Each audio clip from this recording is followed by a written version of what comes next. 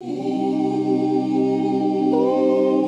9 years, I've been speaking to multiple different organizations, but I realized I'm really speaking on one topic as I made a company based off this. It's called the Dropout Academy. I see a lot of individuals who are physically in prison or mentally in prison due to the lack of individuals who they're connected to. You have this pre-programmed idea of what life is supposed to look like, and you'll walk into every connection with that bias. We tend to point out the one thing that is different or wrong within different groups of people instead of celebrating the multiple things that they did right.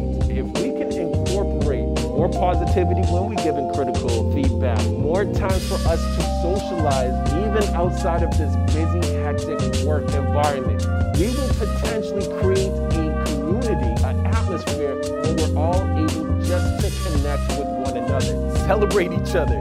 Why not celebrate each other? That's a beautiful thing. And if you could create a culture of celebration, the workplace is going to become so much easier. People are going to get your coffee all the time, right?